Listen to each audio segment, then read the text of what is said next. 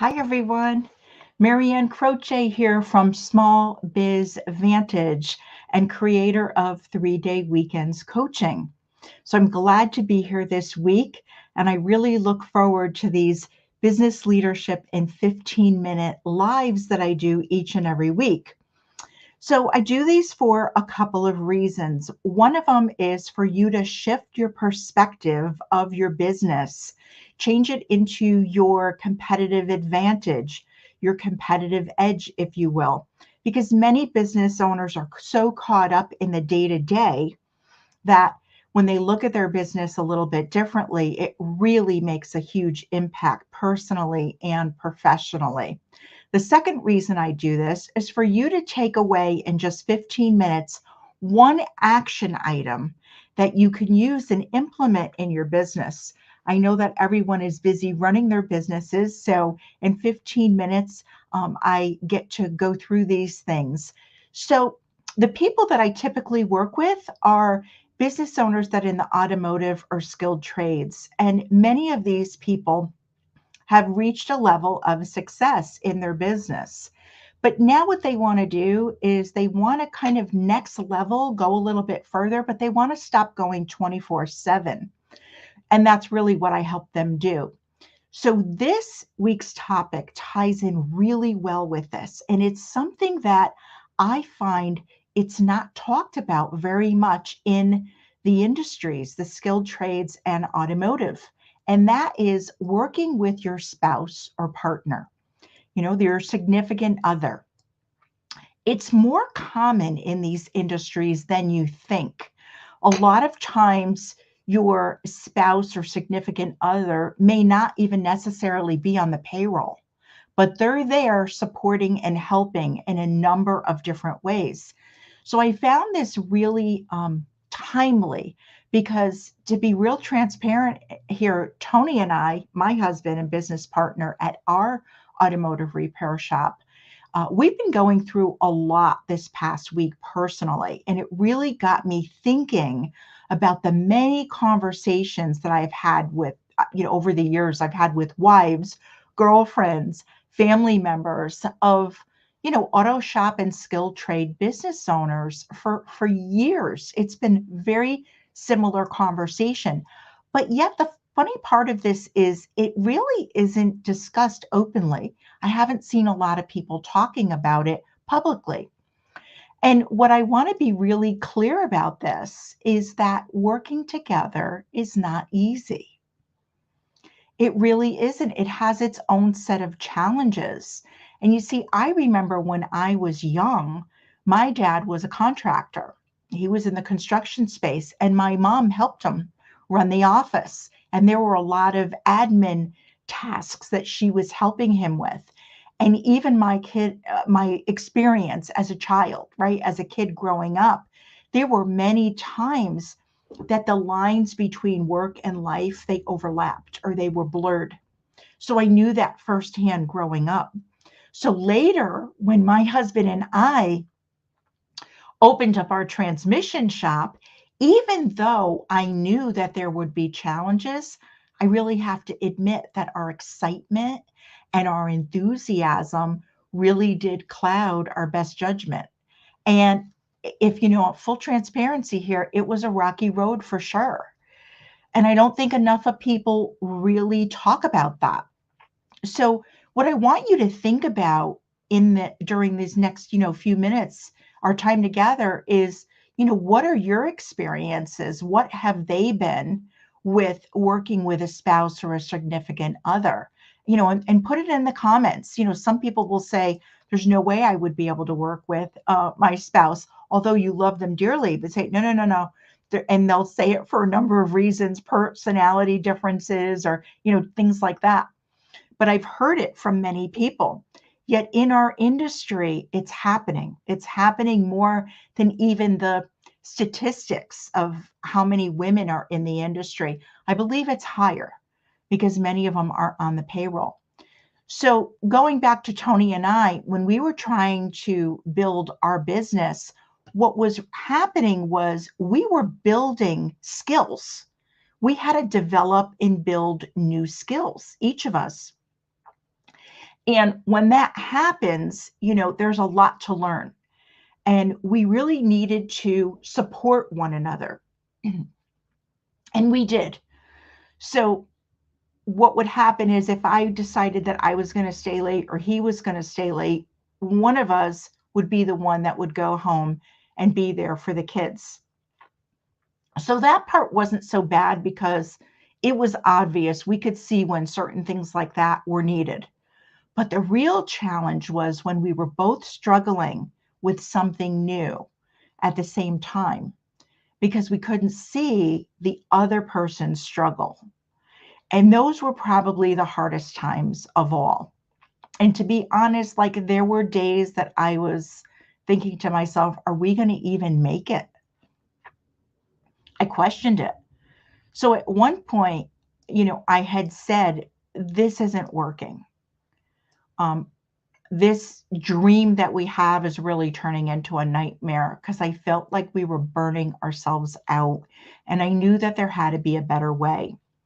So I started thinking about it and really took a little time to, go for a walk and really think it through. And I said, this is really similar to how you diagnose a vehicle, right? It's the same way of doing that to grow your business. You need to keep current with your industry technology to repair vehicles correctly. You have to keep current. You have to learn new things. And when you look at it from the business point of view, as a couple, you need to be checking in with each other and keeping current. You need to be united as you're working towards that same goal, that same vision, similar to wanting that vehicle to be fixed right, to be repaired right. You want to be on the same page with your goal and your vision. It made a huge difference. So what we really decided was we needed a roadmap to figure all of this out.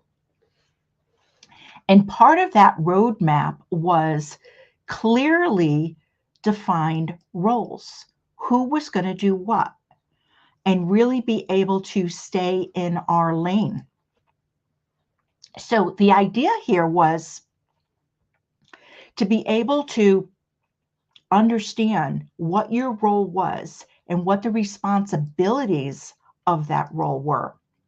The other part of it was clearly define goals. Trust each other to stay in that lane and to know that role, to get the training that you need, but to be accountable. So this way, everything wasn't on you. You had a person to share those responsibilities with. Another part of this roadmap was asking for help. Support each other and listen to each other's ideas, because you can bounce things off of one another and you can walk through them as long as you don't take things personally. You can really support and listen to one another. And lastly, really appreciate what each other brings to the business, because we all have different skill sets, we all have different personalities, and it's really important to appreciate what the other person brings to that business. I find that a lot of times, because it's such a male-dominated industry, both of them, automotive and skilled trades, a lot of owners that were technicians believe that production is the most important thing of the business and everything else can be figured out later. But that really isn't true. There are two parts of a business. There's the business side and the admin side, which encompasses a lot. And then there's the production side. And both are very important. They work together. So what I would recommend is start with a clearly defined vision and goal. And the idea here is when we're working together and we have that clear vision and goal, now it becomes crystal clear what you're working towards. You both understand it and you both know where you're going. And then you discuss what's important to you, your core values. And we discuss those. And really, these led to very easily, they led to non-negotiables, right? And non-negotiables were here were the hours that we were gonna work. We wanted to have time with our family. We had 3 children, and one of my non-negotiables was we wanted to take a family vacation every year. We weren't going to let the business consume us. It was going to be part of our life, but it wasn't going to be our entire life. And I guess some of that, it was an advantage for me because I saw it growing up. I saw it in many of the people that I knew that had owned their own business. And I saw that happen. So I had a little bit of an advantage there. And I wanted to set that boundary and that non negotiable right up front. So, what I want to unpack here is some of the traps to be aware of. And these are really easy to happen. And they happen to us. I'm not going to say they didn't, but we were able to spot them out when they were happening. Blaming each other. Okay. Know that both of you will make mistakes. None of us are perfect. But what we don't want is to make the same ones repeatedly. So there may be processes or systems that you have to put into place. Another one here, another trap is all you talk about is work, right? It's so easy to do that. Have work time and have personal time. Schedule time for yourselves and for your interests. Don't lose sight of who you are personally, but schedule time. And even schedule time when you're going to talk about work. If you need to have a meeting and it has to be outside of work, it's okay to schedule that as well. Very important to understand that you don't want to just be talking about work constantly, but it's easy to do. You're there, but you're not present. So when you're home, be with your family, be with your partner, be with your kids, be present.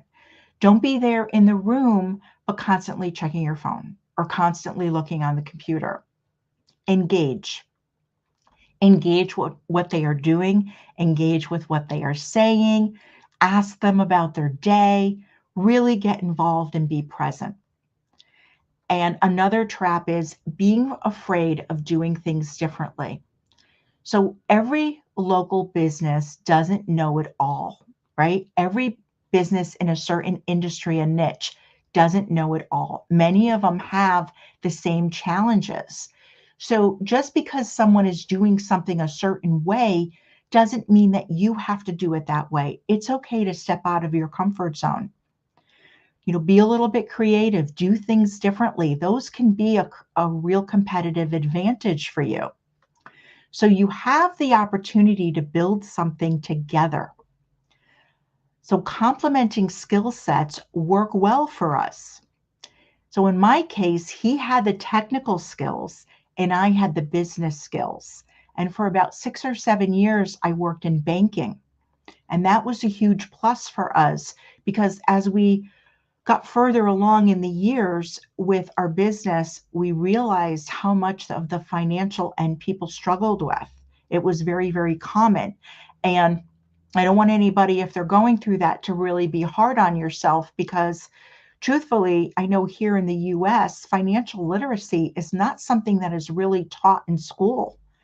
And it should be. It should be something that is really taught financial literacy, budgeting, and even how basics on how a business runs. It's not. So many people go into it not really understanding how business works. And it's a lot to take in, but there's help. So I would say that the challenges, number one challenge that I see, besides the traps that I was talking about, is really financials, knowing and understanding your numbers. Most shop owners and owners that are in the skilled trades underestimate how much capital you need to start.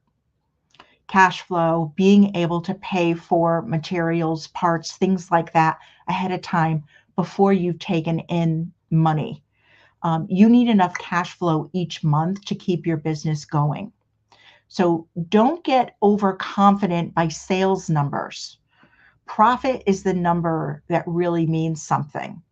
It's not what the business makes or made, it's what the business keeps to reinvest, to donate, to be part of your community, to reinvest in your team, equipment, all of those types of things, and really make an impact in your community and in your lives and the people on your team, their lives as well. So I think with the financials, get your personal financials in order. If you're struggling personally with your financials, get those under control. And please, please separate personal and business financials for accurate accounting. So I kind of have to laugh and joke about this a little bit when it comes to my partner, Tony, and I. We've been married for 40 plus years. And I have to say that being married was definitely a walk in the park compared to the early years of working together. That was a challenge, and it takes commitment. And I really do speak to many people that tell me that they would never be able to work with their spouse, their partner, their significant others. But I have to tell you, there are some really good things. You get to see another side of each other. We really do have a different version of ourselves when we're at work and we're focused, at work. And we notice a lot of good things in each other, a lot of good um, characteristics, things like that. We also saw each other's blind spots. So if you get stuck in any way with this and you want some guidance, don't go it alone. I'll be happy to help. But again, think about it. Think about the different things that you can do or the different way that you could look at it, working with a spouse or a significant other, because it is challenging, but it also can be really rewarding. So that's it for this week's Business Leadership in 15 Minutes. If you find it valuable, please share this with another business owner that you know, another business owner that you can help, because I really, really believe that we can learn from one another. No one knows it all, and we can pay it forward. Thanks, Lorraine, for being here. And I look forward to seeing everyone next week. Have an enjoyable week.